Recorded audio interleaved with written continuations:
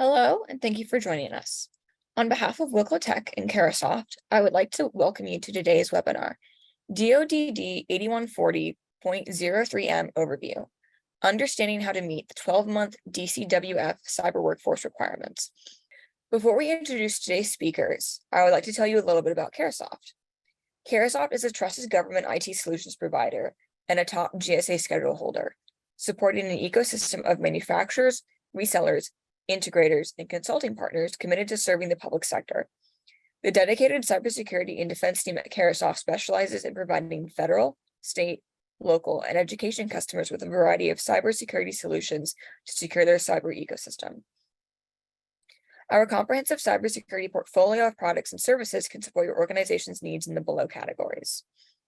Our contact information will be at the end of the presentation, so please don't hesitate to contact us for any of your needs. And at this time, I would like to introduce our speakers for today. Rich Edwards, VP of Product Operations with Wilco Tech. And Rich, the floor is yours. All right. Well, thank you very much, Abby. Give me 1 second here to share my screen. We'll do this. Okay. Yeah, thanks everyone for joining.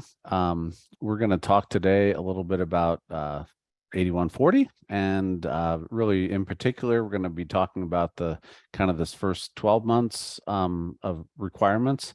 I'll throw out there, we are going to have a follow-on webinar that will get a little more into detail on some of the 8140 implementation. But today I'll try to keep it somewhat high level and somewhat focused on this first year, and hopefully hopefully give everyone some background and understand what's coming. Give me 1 second here, sorry, trying to manage Windows. Okay, so myself, yeah, I'm Rich Edwards. I'm the VP of Product Operations here at Wilco Tech.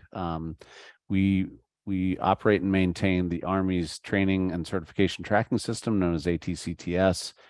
We've been doing that since actually 2005, so a long time with the Army, tracking their 8570 work roles, and now moving into 8140, which is obviously what this webinar is about. We also, and I'll show you some of this today, we also have a newer product called CyberStar that we've rolled out, currently in use with the DCSA, the Defense Counterintelligence and Security Agency, for doing basically the same process, tracking their 8570 folks and now their 8140 work roles. And I will demonstrate some of this software to everybody here in a little bit. Sorry, I'm monkeying around with a couple of different windows here. I apologize. Okay, and I will probably jump around a little bit between the slide deck that you're seeing here, and then I've got some some spreadsheets and some other websites and stuff that hopefully will also help explain things a little bit better. But let's jump in here. Polling question number 1. So. And these polling questions are definitely part of the CPE credit. So let's see it. Oh, sorry. See it coming up.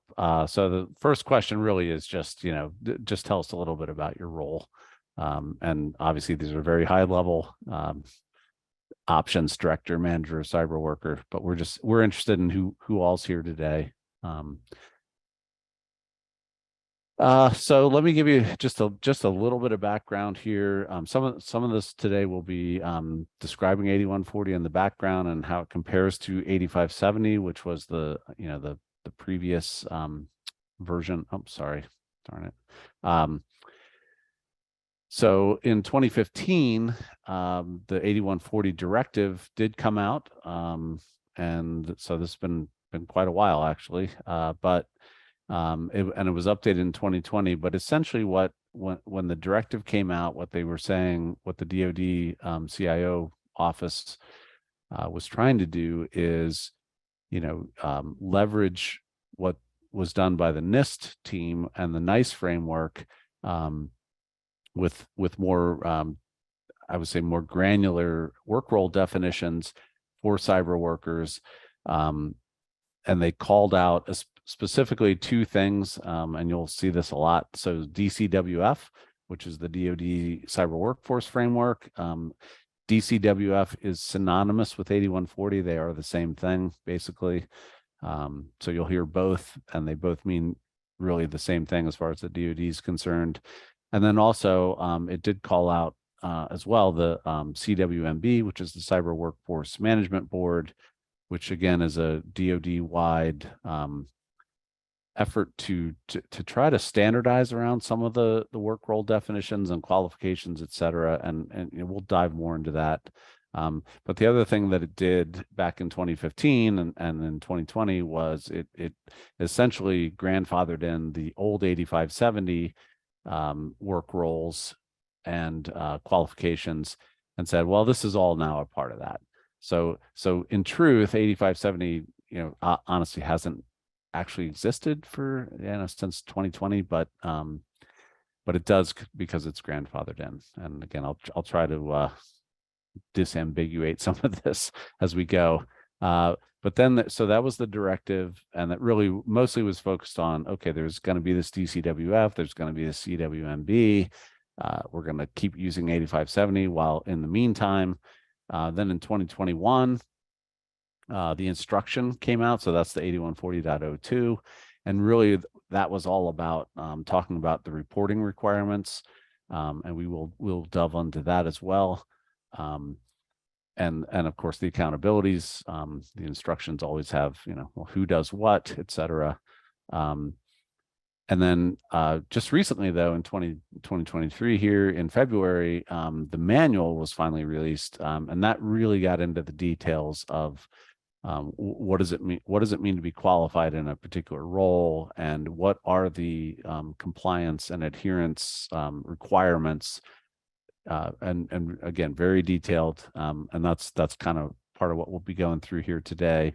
And over the next 12 months, one of the requirements in the manual is that, and this is really the sort of the highlight of today's webinar, is the main thing is that the requirement in the next year is essentially to make sure that you have cyber workers properly slotted into this new DCWF work role, which is a 3-digit code. And again, we'll go through this, and a proficiency level.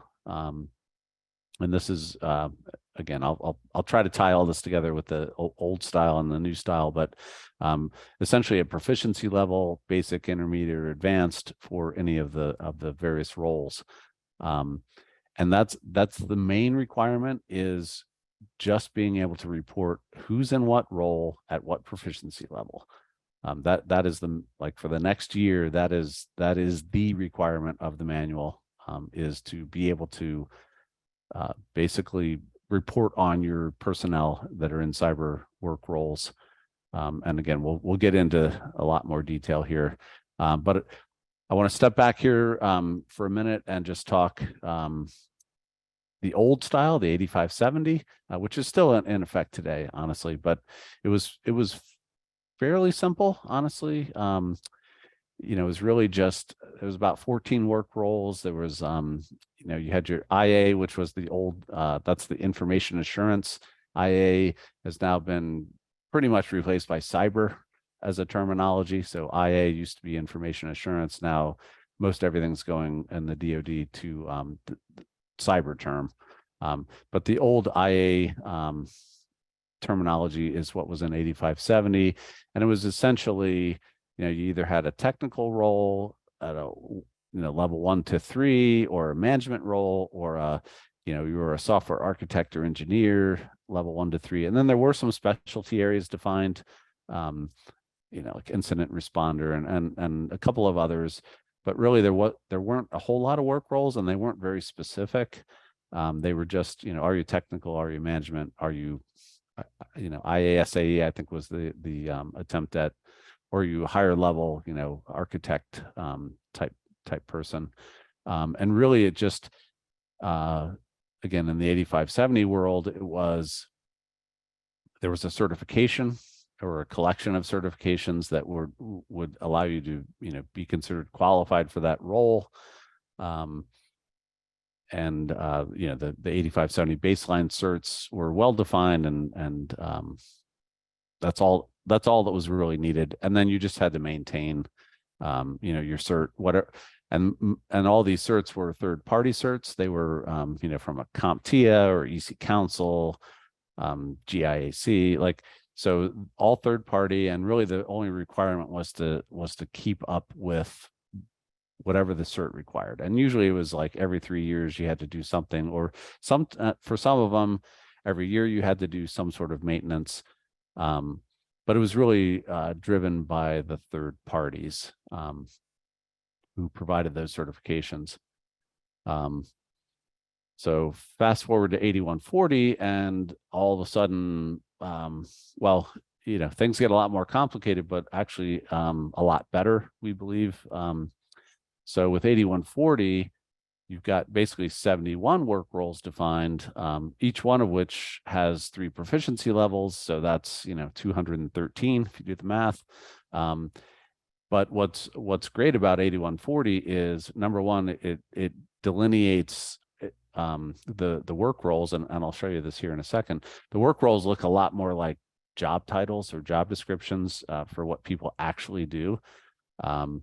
And so that's good. They also define a lot of other ways to be qualified to be in that role. So as we're showing here, this is what's known as the qualification matrix, and this was really defined very well in the manual, in the 8140.03 manual. Really goes into detail on this qualification matrix. But the concept is that for any given role, and I'm showing the security architect role, which is DCWF code 652,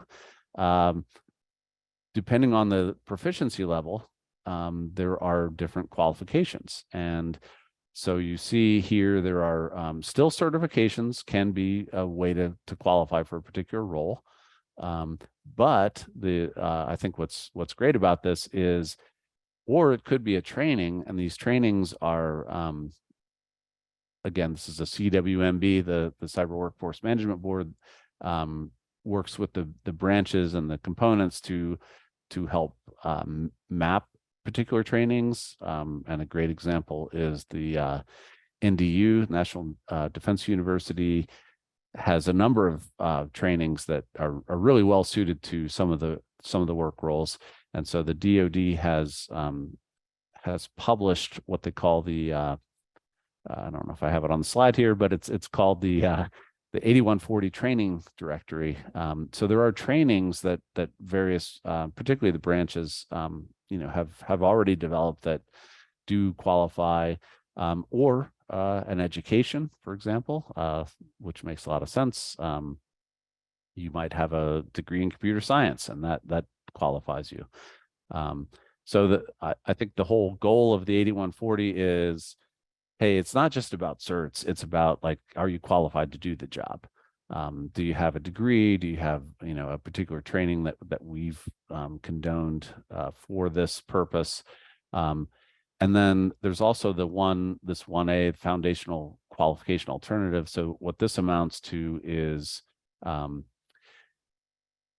assessment process in which you look at the role and the specific, and we will get into this, specific knowledge, skills, and abilities and tasks that role entails. And there is a accommodation within the manual for individuals being assessed typically by their managers, and approved through the chain of command, all the way down to those KSATs. And that's an alternative to, oh, I don't have the degree, or I don't have this, but I know how to do the stuff. So again, we feel like this is a great path forward, because it's gonna make sure that, number one, people are properly coded to whatever their job actually is, and also can be assessed really down to a very detailed level if necessary, and we'll see as I continue through the presentation here, like ultimately where this is all going is, an annual assessment on the KSATs, et cetera. So the foundational piece is similar, not unlike 8570, but it brings in training and degrees. There's also the notion of residential qualifications, and these are essentially based on component, like per component. It can even be per unit within a component, but essentially the idea is to do this job in this organization, you should be able to do these things. So they've added this idea of, on the job qualifications, environment specific requirements, and these are really pushed down to the components to define what those are. But a great example is computing environment, right? So that's a typical, like, oh, I'm a Red Hat server engineer, so I need the Red Hat training. So it accommodates that concept of, there could be specific things depending on where, what the job is and the organization it lives in, that also could be required. And that's what they consider the residential qualifications. And then finally, block 3 down here, there's an annual maintenance requirement. And it used to be that this was just like, well, keep your cert up to date. But now they've expanded it to say, well, yeah, keep your cert up to date, or have I think, and I believe it's 20 hours of CPE credits that can also apply to that annual maintenance. And if you're here today and you follow the survey stuff, you'll get at least one of those. So that's good. I want to jump real quick, and I am going to, I meant to say this ahead of time, and I'm going to jump a little bit around here between the deck and some spreadsheets and some websites, et cetera. But I want to go to, I'll go first here. And if you're not familiar with this, I highly recommend it. This is the public facing one. There is a NIPRNet version as well, but this is the DoD's, basically the DCWF website, wherein you can find all the information about DCWF /8140. And what I wanted to point out here was that it starts with the workforce elements, and these are OPM defined workforce elements, and these are the ones that they consider to be part of the DCWF. So you see probably some ones that are familiar: cybersecurity, cyberspace effects, intelligence, et cetera.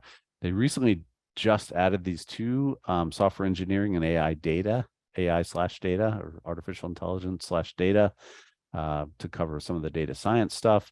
So this is an evolving regulation, and it was designed that way from the very beginning. Was, hey, we're gonna come up with new work roles. We're gonna come up with new knowledge, skills, and abilities that apply to the work roles. So the framework of 8140 is designed to be malleable and change over time, which is good, because technology changes over time, and new roles and new abilities are required. It does make it a little tough to track, but it is a good idea. And so from this website, if I just dive into software engineering real quick here, just to give you a flavor of, what are we, what kind of roles are we talking about? The roles, as opposed to the IAT 1, 2, 3, et cetera, these start to look a lot more like almost like commercial job titles, but they're super helpful in that way, right? So product manager, a user experience designer, software developer, these are folks that these titles are very familiar, and they also speak more to what is the person actually doing. So, I'd much rather have someone coded as a software developer than an IAT 2, because it helps define exactly what the requirements of that job are. And the other thing I wanted to point out here is, so there are basically for every work role within the DCWF, there's a 3-digit code. So in this case, the 621 is the software developer code.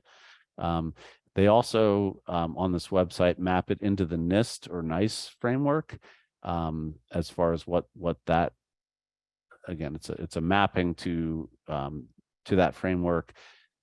What's happened though in the last 6 months or so is the DoD has, they started with NICE and they started with all the NIST stuff, but they have even already evolved it into, and so there are, and this is a great one, this UX designer, there is no NIST mapping, right? Like it didn't exist in the NICE framework. So it's just another example of how, the DoD is trying to stay progressive and stay like on top of, the whatever the modern roles are and abilities, et cetera, that are associated with them.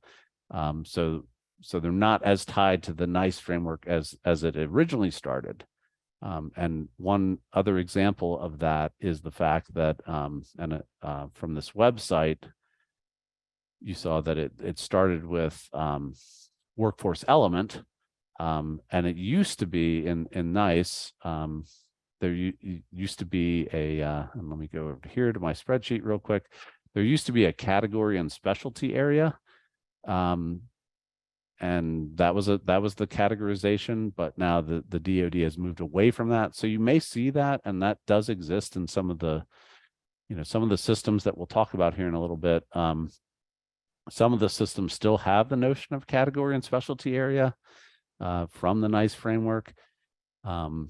So don't be surprised if you see that, but where the DoD has moved with the, particularly with the manual, is they've sort of abandoned category and specialty area, and they've moved to workforce element, which is, and there's only 10 of those. I'm showing them down here. There's 10 of those that, again, are OPM related definitions. Newly added software engineering and AI/data, which are not accommodated in the NICE framework at all, but super important. And so that workforce element is now that's the top level categorization, I guess, is what I'm trying to point out here.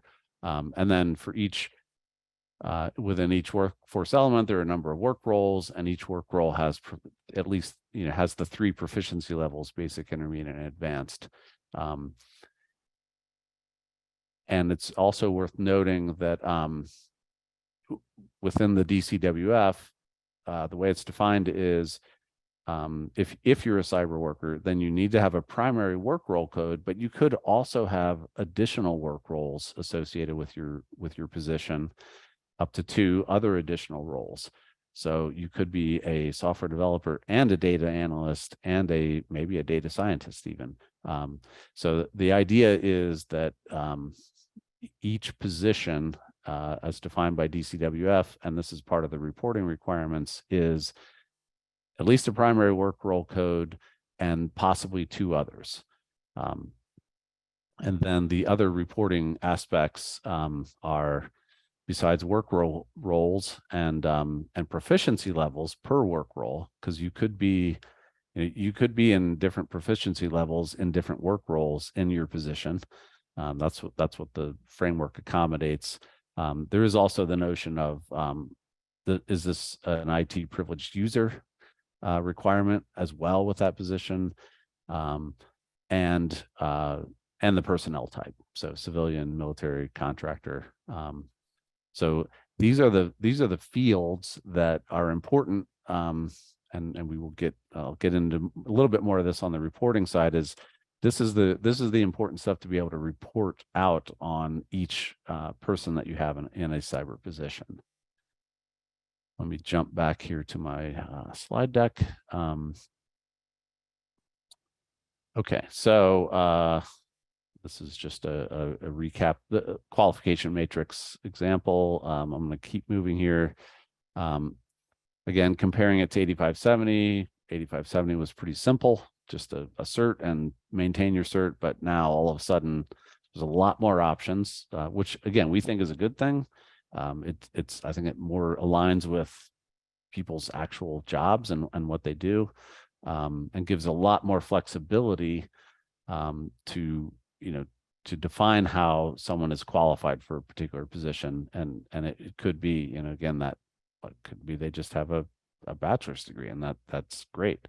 But then there are always going to be the residential and the qualifications that are, again, component specific.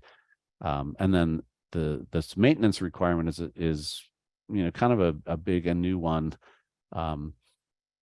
I don't want anyone to get too concerned. There's still a couple of years before some of these qualifications actually have to be proven or shown, et cetera. But again, we'll cover that here. So compliance timeline. So the manual was published here in February, and it does state that the contractors are expected to be qualified at the commencement of work. So what we've heard from a couple different agencies is, they're looking at, particularly if they have some longer term contracts, they're looking at modifying contracts to call out the DCWF work roles, because they, if they were issued or signed, a year or two ago, they probably have 8570 work role definitions in them, potentially. And again, we're working with a number of agencies and with the DoD CIO's office, try to understand like exactly, so exactly what do you need to show? What do you need to prove? That's a little bit of a question mark right now. But the intent is that contractors will be coded as a particular DCWF work role, or 2 or 3, at a proficiency level, and that will be in the contract, and then they will be held accountable. The contracting company will be held accountable to make sure that those folks are in fact qualified.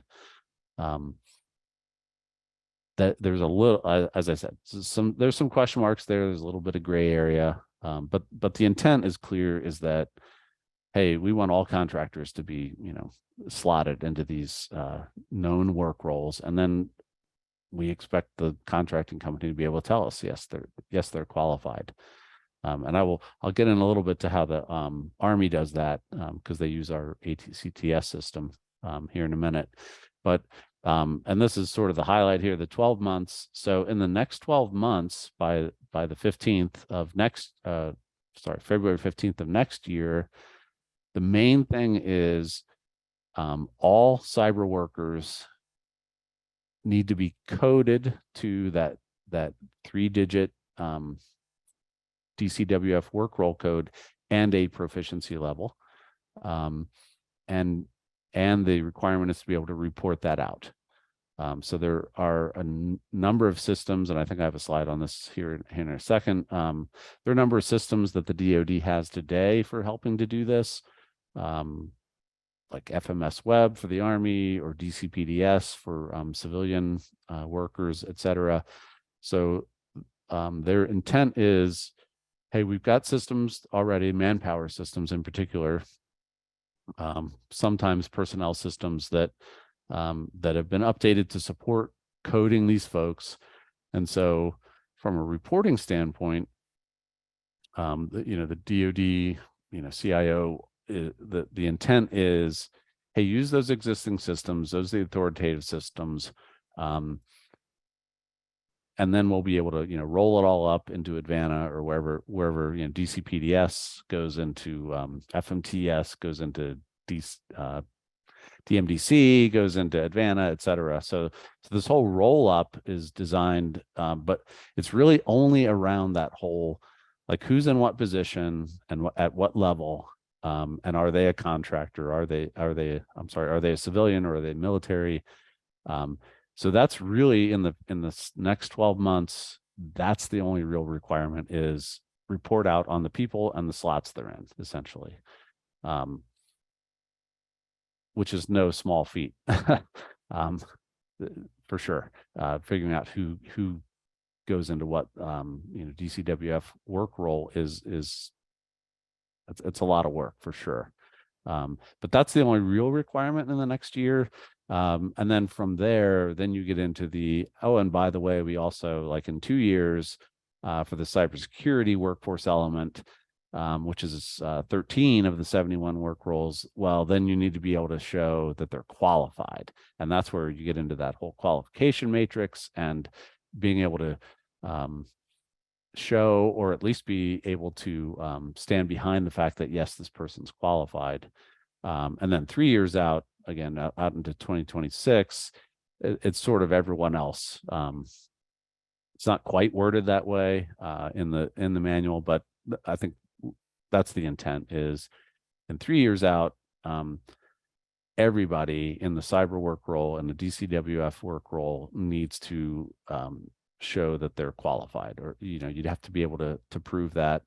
And then on top of that is, once we get out to the 2026 timeframe, then the idea of an ongoing, qualification system is that you'll have to be, for someone that's new in a position or newly assigned, they've got 9 months to meet those foundational qualifications, and then 12 months to meet any residential qualifications that are added on by the component or unit, or whatever, at whatever scope training is defined.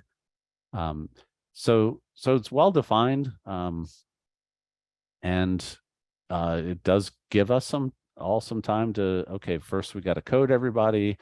Great. Then we have to get into the qualifications, and we won't hit. Well, I'll hit some of the qualification stuff today, but we are going to do a follow-on webinar and be able to delve even more deeply into that.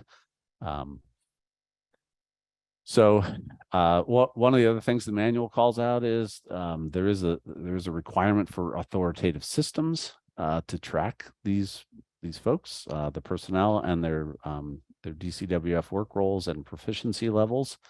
And this is just some examples. So in the Army, they use FMS Web as their manpower system, and that's where they can.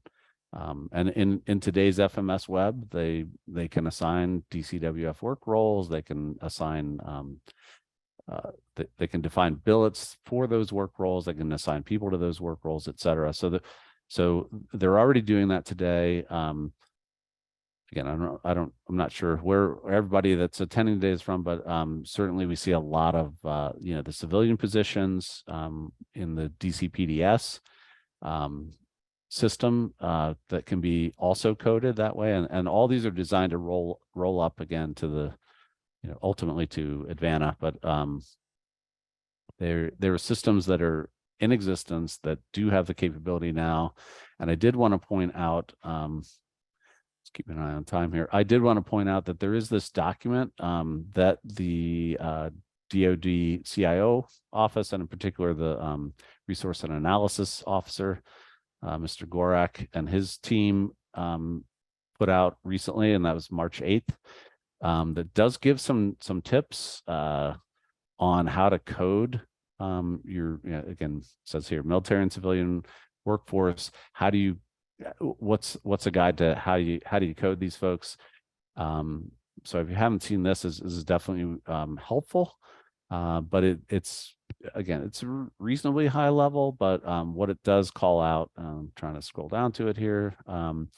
It calls out that yeah, there are these manpower systems. Again, FMS Web for the Army, for example, Air Force, Navy, Marine Corps. They all have their own manpower systems, and those, again, we have a lot of experience with the FMS Web system because we work with the Army so closely. So we've seen how that works, but most of what this document is about is talking through, if I can get down here, is really civilian coding in DCPDS.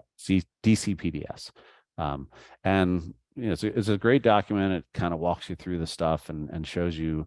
And again, they already have all the capability within the interface to assign the DCWF roles. If I get down here, so you'll see the primary, and then that possible 1 or 2 additional work roles.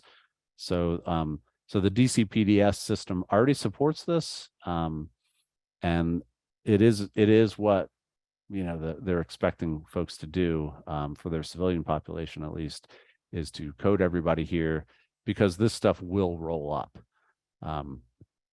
Again, these systems, they kind of handle that, the 1 year requirement of, hey, make sure everyone's coded, and we can report out on it. Great. What they don't handle at all, and probably never will, frankly, is the qualifications. And well, what are the qualifications of that role, and how do I know the person's qualified? And I will give a quick demo here in a few minutes, just to show you how Wilco Tech and our CyberStar program was designed to essentially solve that problem, which is frankly the bigger problem. But it's good to know, I would say, that the DoD has existing systems they believe will allow you to track the work roles of the personnel. Also worth noting, none of these systems are designed around handling contractors. So again, that's one of the reasons we built CyberStar, was to be able to handle all the people, and all the people in all the roles. So let me, okay, so polling question number 2, probably have an existing manpower system, but no, sorry, do you have anything for contractors?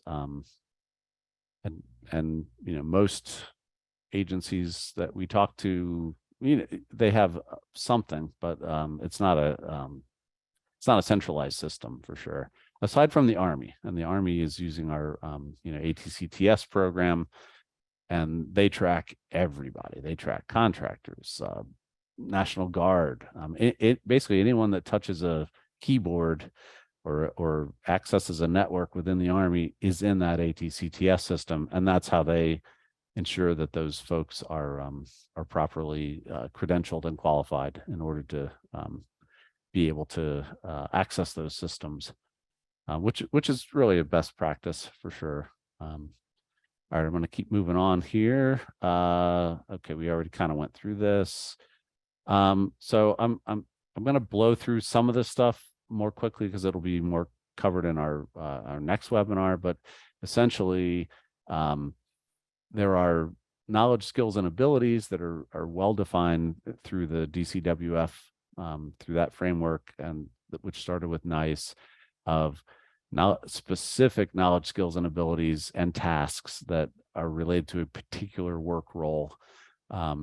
So that's a great part of the framework, is very well defined. And you can then evaluate an individual on a particular role and the particular KSAs for that role. And this is important because the idea is there will be a qualification matrix for every single, all the 71 work roles and all the 3 proficiency levels. But to date, all that's been published so far from the DoD is about half of them, maybe. I think it's about 33 or 34 of the work roles of the 71 have qualification matrices defined, but the rest don't.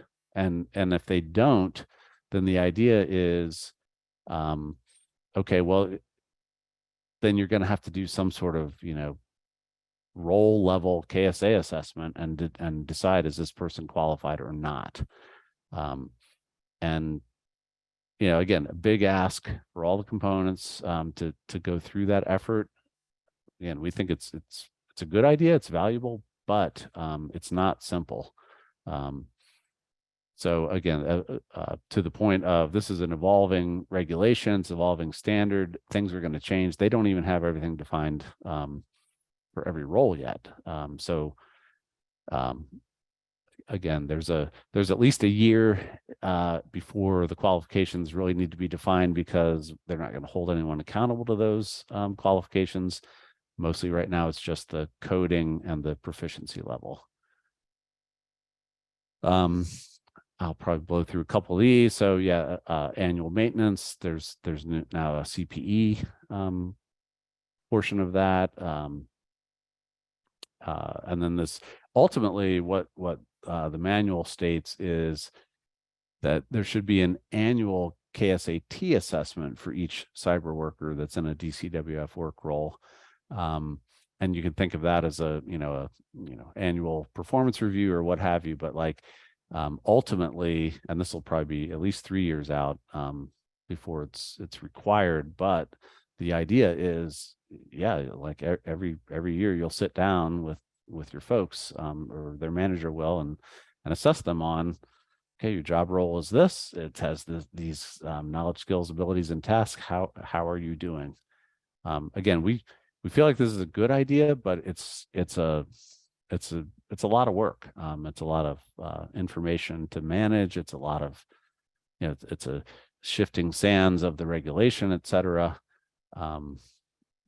But if it pulled off, properly, it will advance, the cyber workforce, and it will make us better. I'm going to blow through this. I kind of showed a little bit of the cyber exchange. Okay, polling question number 3.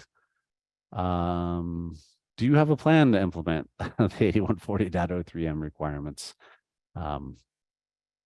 And we talk to a lot of agencies. We work really closely with the Army and really closely with DCSA, and we've been pretty tight with the DoD CIO office. It's what we find is this is a lot to ask, right? So it's a lot of work. It's and if you don't have tooling, it could be really difficult to do. So with that, and I know I've got just about 10 minutes left here, I did want to show real quick. So we developed the CyberStar program application. It's a SaaS product. It's a web-based product.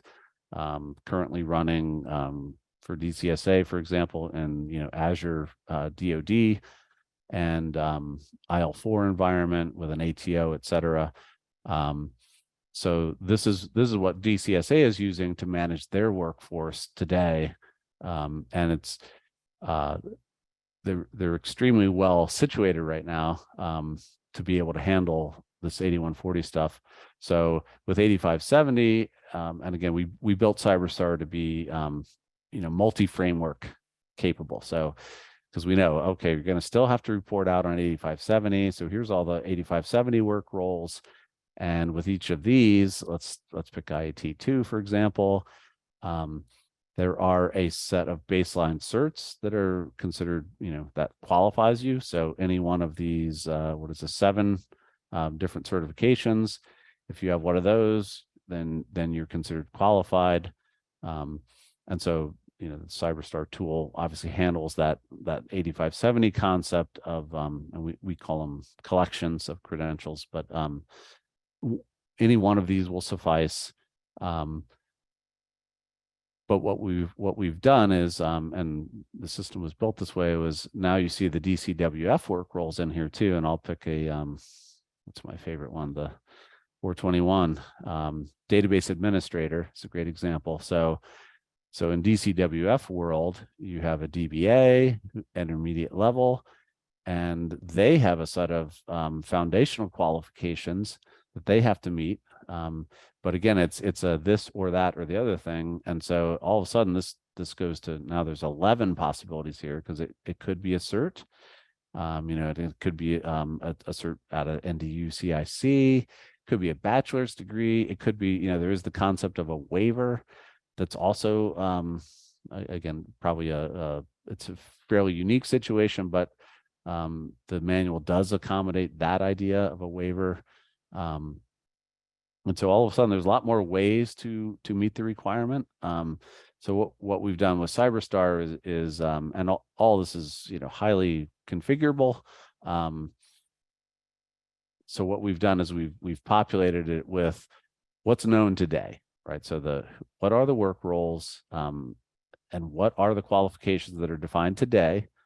So we have all those in the tool, and what we do with CyberStar is we just keep that information up to date. So we're always monitoring, and we're in close connection with the DoD CIO office, and so we're always monitoring and always trying to keep what are these qualification matrices, what does apply, but to the point of you know, the 8140 regulation and the manual is really about like, okay, well, here's the stock information. Like here's what we say is the basic qualifications.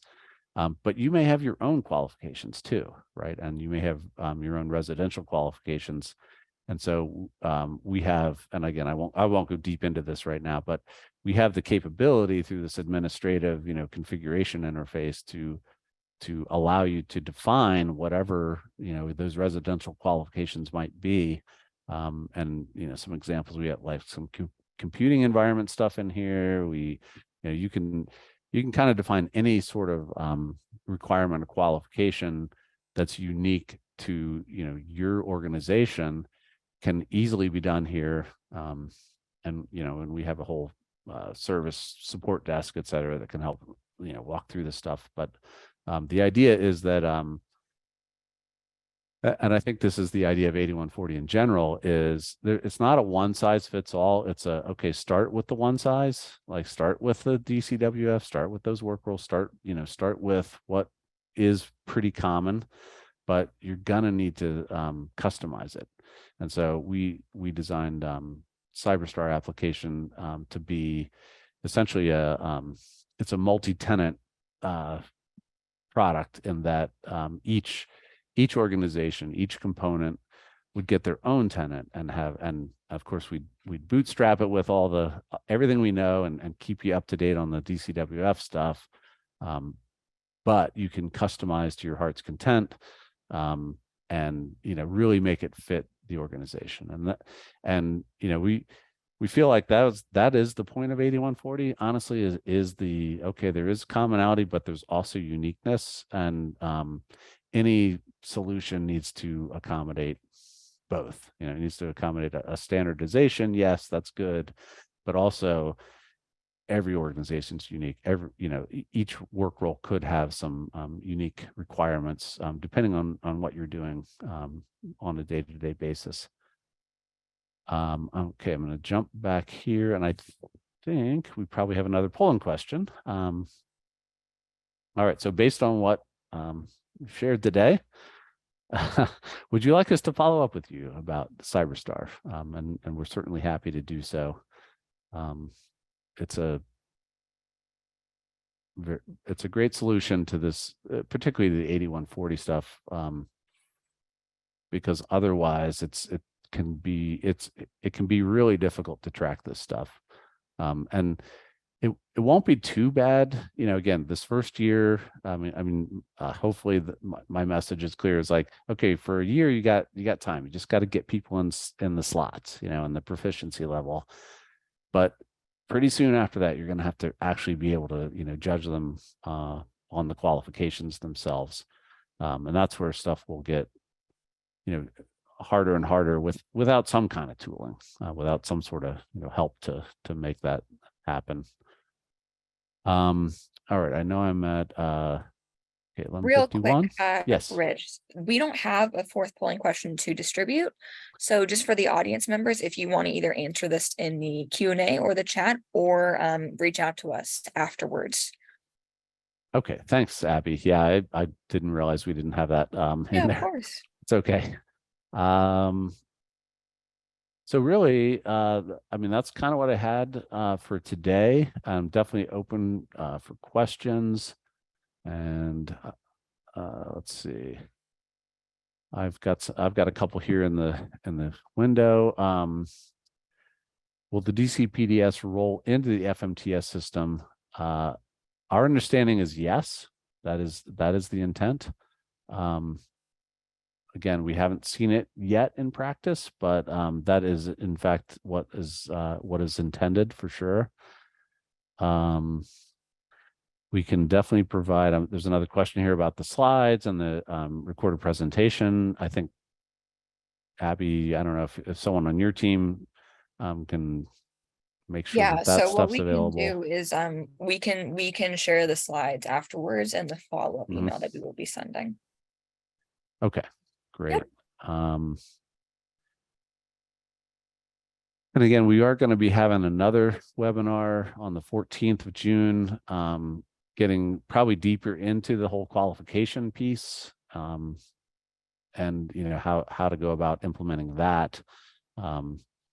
So for today, it's all about coding, and I do recommend reading this guy, the guidelines, coding guide. That it's very helpful. At least gives you some idea of kind of what is being intended and what you need to do. And with that, I will pause or stop. Yeah, Rich, if I could, this is Mike Fisher, if I could just add, I think you mentioned it, but just to reiterate, we do have a channel with the DoD CIO's Workforce Innovation Directorate, and they've kindly asked us to kind of funnel questions that we're getting back to them so that they can get feedback and get the proper messaging back. So as a follow-up, it would be great if you have specific questions, if we could grab those, that would be great. We'll get them to the DoD CIO's office and make progress on this, but thanks everybody.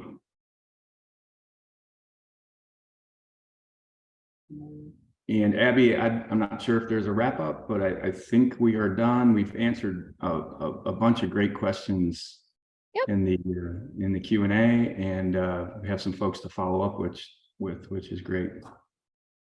Yep, so I will go ahead and take over from here. Thank you again, Rich, for your participation. We really appreciate it. I want to thank all of our participants for joining us today. We hope that you found this webcast informative and helpful to you and your organization.